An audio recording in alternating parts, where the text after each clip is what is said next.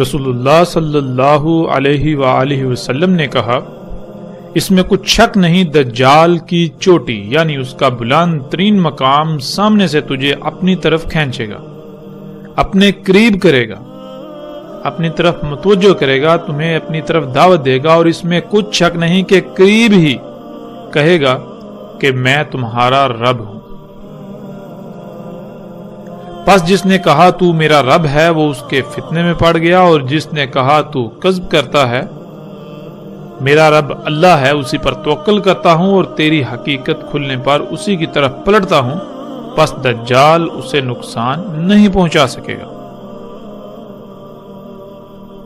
ناظرین، اس روایت کو سمجھنے کے لیے اس روایت میں چند الفاظ ایسے ہیں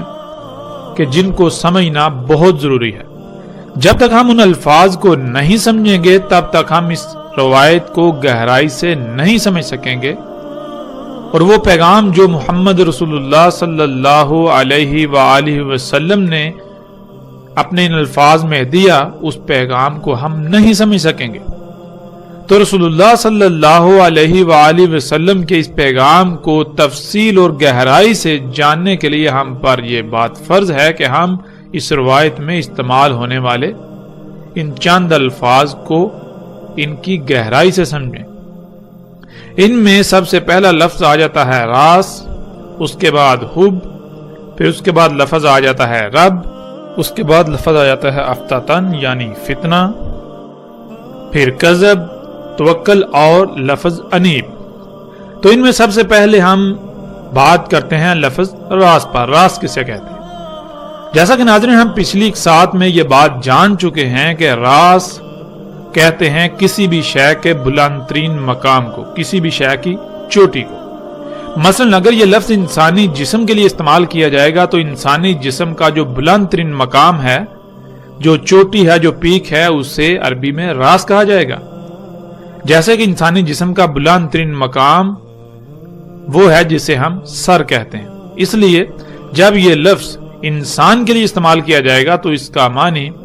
انسان کا سر ہوگا، لیکن اس کا مطلب ہرگز یہ نہیں ہے کہ راس کا معنی یا راس کا ترجمہ سر ہے، نہیں، بلکہ راس کہتے ہیں کسی بھی شے کے بلند ترین مقام کو، کسی بھی شے کی چوٹی کو۔ پھر آگے آتا ہے لفظ حب۔ حب کہتے ہیں کسی شے کو اپنے قریب کرنے یا اپنی طرف کھینچنے کو، جیسے مقناطیسی کشش ہوتی ہے۔ مقناطیسی کشش کو یعنی مقناطیسی قوت کو بھی عربی میں حب کہتے ہیں۔ پھر آ جاتا ہے لفظ رب۔ یعنی رب کہتے ہیں اس ذات کو،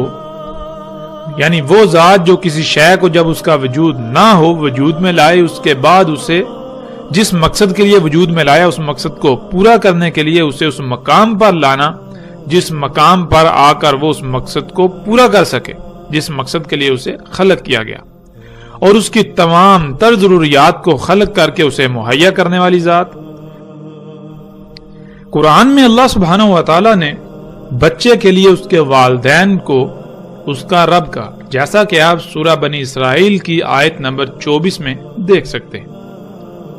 ربی ارحمہما کما ربیانی صغیرا، یعنی اے میرے رب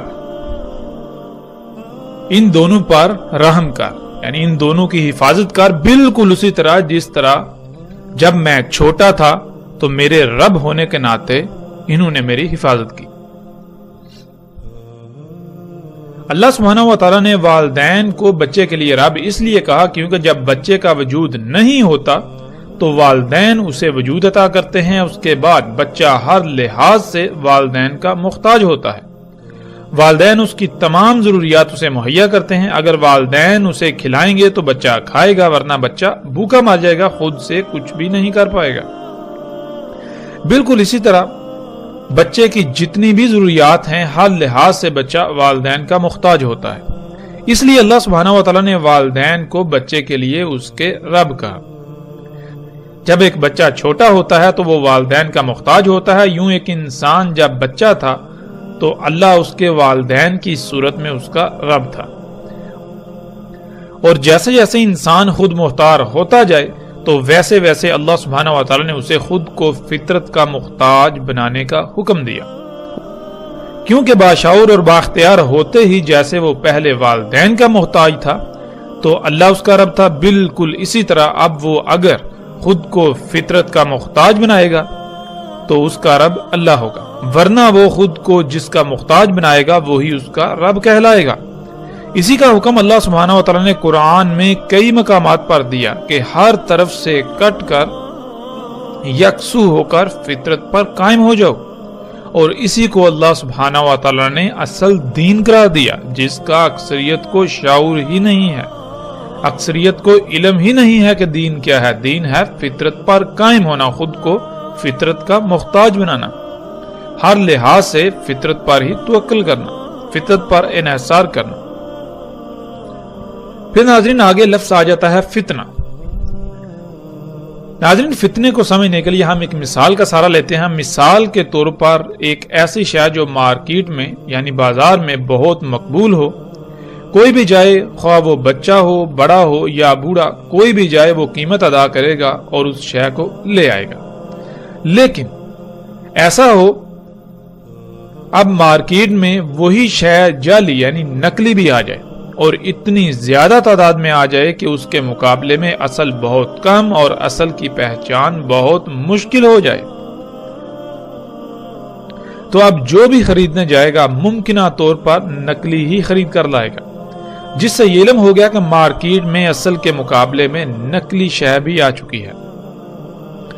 تو ناظرین کسی بھی شے کی جب نقل تیار کی جاتی ہے وہ ایسی نہیں بنائی جاتی کہ وہ خود بول کر کہے کہ میں نقلی ہوں،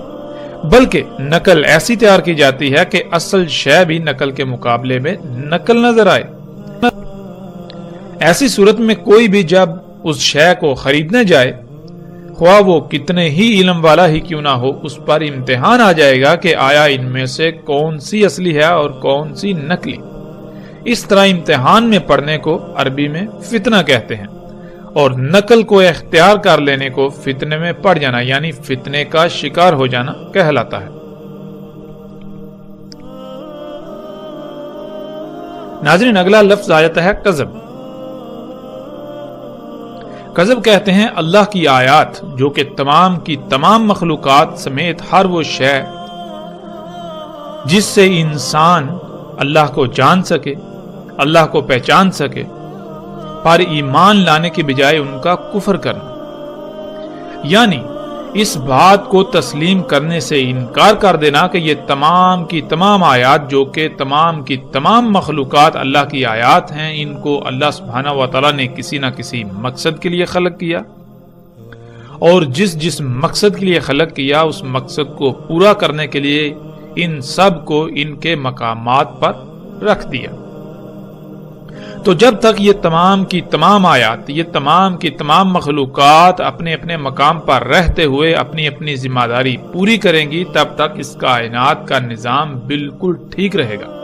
اس کائنات میں کوئی کمی، کوئی کجی، کوئی کوتاہی، کوئی لاپرواہی، کوئی فساد، کوئی خرابی نہیں ہوگی، کیونکہ یہ کائنات بالکل ایک مشین کی مانند ہے۔ جیسے مشین میں پرزے ہوتے ہیں، ہر پرزہ دوسرے کے ساتھ مشروط ہوتا ہے، بالکل اسی طرح یہ تمام کی تمام مخلوقات اس کائنات میں پرزوں کی مانند ہیں۔ جب کوئی ایک خلق اپنی ذمہ داری پوری کرے گی تو اس سے ریلیٹڈ، اس سے مشروط، اس سے تعلق رکھنے والی دوسری مخلوق اپنی ذمہ داری پوری کر پائے گی۔ اس طرح پوری کائنات بالکل ٹھیک رہے گی۔ تو ناظرین اس دعوت کا انکار کر دینا، اس بات کو تسلیم کرنے کے بجائے اس کا انکار کرتے ہوئے اللہ کی آیات میں، اللہ کی مخلوقات میں چھیڑ چھاڑ کرنا، ان میں پنگے لینا، ان کو اپنی مرضی کے مطابق استعمال کرنا، ان کو ان کے مقامات سے ہٹا دینا، جس سے کائنات میں فساد ہو، کائنات میں خرابیاں ہوں، پھر اس کی وجہ سے تباہیاں، اسے عربی میں کذب کہتے ہیں۔ اس کے بعد ناظرین لفظ آ جاتا ہے توکل۔ توکل کہتے ہیں ہر لحاظ سے مکمل طور پر کسی پر انحصار کرنا، ہر معاملے میں یا کسی بھی معاملے میں کسی کا محتاج بننا، خواہ آپ کو تکالیف و مصائب کا ہی سامنا کیوں نہ کرنا پڑے، یا خواہ آپ کی ضروریات پوری نہ ہوں، آپ کو صبر یا قناعت کرنا پڑے، اسے کہتے ہیں توکل۔ پھر اس کے بعد ناظرین لفظ آ جاتا ہے انیب۔ ناظرین انیب کہتے ہیں فتنے میں پڑنے کے بعد یعنی فتنے کا شکار ہو جانے کے بعد جیسے ہی اصل کا یعنی حق کا علم ہو جائے تو بغیر کسی ہیلے بہانے کے فوراً اس کو ترک کر کے حق کی طرف پلٹنا. یعنی آپ اپنی طرف سے حق کی اتباع کر رہے ہوں، آپ یہی سمجھ رہے ہوں کہ جو آپ کر رہے ہیں یا جو سمجھ رہے ہیں وہ حق ہے، لیکن حقیقت یہ نہ ہو، بلکہ حقیقت یہ ہو کہ آپ فتنے کا شکار ہوں اور جیسے ہی آپ پر حق واضح ہو جائے آپ بغیر کسی چونچڑا کے فوراً اسے ترک کر کے حق کی طرف پلٹیں. اسے عربی میں انیب کہا جاتا ہے. تو ناظرین اب باتیں ہیں روایت کی طرف. رسول اللہ صلی اللہ علیہ وآلہ وسلم نے کہا تھا کہ دجال کا راز تجھے تیرے بالکل سامنے سے اپنی طرف کھینچے گا، اپنی طرف متوجہ کرے گا، تمہیں دعوت دے گا. تو ناظرین آج ہم پر یہ فرض ہے کہ ہم یہ جانیں کہ دجال کا راز کیا ہے. راز کسے کہتے ہیں یہ ہم جان چکے. راز عربی میں کہتے ہیں کسی بھی شے کے بلند ترین مقام کو، اس کی چوٹی کو، اس کی پیک کو. اور ہم یہ بھی جان چکے ہیں کہ دجال انسان کے اپنے ہی ہاتھوں سے خلق کردہ طرح طرح کی وہ مخلوقات ہیں، وہ تمام کی تمام اشیاء اور مشینیں ہیں جنہیں انسان اپنے لیے مسیحا اور فائدہ سمجھتا ہے. یعنی جنہیں انسان اپنے لیے فائدہ مند اور ترقی سمجھتا ہے، ترقی کا نام دیتا ہے. اور آج جب ہم غور و فکر کریں تو دجال کا راز بالکل واضح ہے. انسان کی خلق کردہ مخلوقات کا جو سب سے بلند ترین مقام ہے، جو ان کی چوٹی ہے، جو پیک ہے، وہ کیا ہے؟ وہ سیٹلائٹ ہے جو خلا میں زمین کے گرد تیر رہی ہے. اور اس کے علاوہ وہ تمام کے تمام ٹاورز ہیں جن سے آج سارے کا سارا مواصلاتی نظام چلایا جا رہا ہے. اس کے علاوہ تمام کے تمام ٹی وی اینٹیناز جو آپ کو لوگوں کے گھروں اور عمارتوں کی چھتوں پر نظر آتے ہیں، وہ یہ دجال جو آپ کو اپنی طرف دعوت دیتا ہے اس کا راز ہے، یعنی ٹی وی کا راز. اور دجال کا یہ راز آج حیران کن طور پر انسان کے بالکل سامنے سے اسے اپنی طرف کھینچتا ہے، اسے دجال کو اپنا رب بنانے کی دعوت دیتا ہے، جسے آج ہم ٹیلی ویژن، انٹرنیٹ اور ریڈیو وغیرہ سمیت ٹیلی کمیونیکیشن سسٹم یعنی مواصلاتی نظام کا نام دیتے ہیں. یہ سارے کا سارا میڈیا، یہ مواصلاتی نظام، سیٹلائٹس اور اونچے اونچے لمبے لمبے کھمبوں جو کہ دجال کا راز ہیں کا ہی حصہ ہیں اور اسی سے ہی کام کرتے ہیں. یہ دجال کا راز یعنی انسان کی خلق کردہ طرح طرح کی مخلوقات، طرح طرح کی اشیاء، مشینیں جنہیں انسان اپنے لیے مسیحا، اپنے لیے فائدہ مند سمجھتا ہے، ان کا جو بلند ترین مقام ہے وہ انسانوں کے بالکل سامنے سے انہیں یہ کہتا ہے کہ میں تمہارا رب ہوں، یعنی اپنی تمام تر ضروریات مجھ سے ہی حاصل کرو، مجھ سے ہی پوری کرو. وہ رزق کھاؤ جو مشینوں کا بنایا ہوا ہے، جو انسان کے اپنے ہی ہاتھوں سے فطرت میں مداخلت کر کے خلق کیا گیا ہے. اپنی سواری کی ضروریات، اپنی سواری کی حاجات کو پورا کرنے کے لیے انہی مشینوں یعنی دجال کو ہی اختیار کرو. تمہارے پہننے کے لیے کپڑا ہو یا جوتے، کھانے کی اشیاء ہوں یا پینے کی، یہاں تک کہ تمہاری جتنی بھی ضروریات ہیں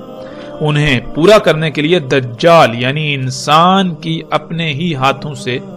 اللہ کے مقابلے پر خلق کردہ اشیاء اور مشینوں پر ہی توکل کرو، انہی پر انحصار کرو. تو ناظرین رسول اللہ صلی اللہ علیہ وآلہ وسلم نے کہا کہ دجال کے راز کے جواب میں جس نے یہ کہا کہ تو ہی میرا رب ہے، یعنی جس نے خود کو فطرت کے بجائے انہی مصنوعی اشیاء سے اپنی ضروریات پوری کی، خود کو انہی مشینوں کا محتاج بنایا، خود کو دجال کا محتاج بنایا، تو وہ اس کے فتنے کا شکار ہو گیا،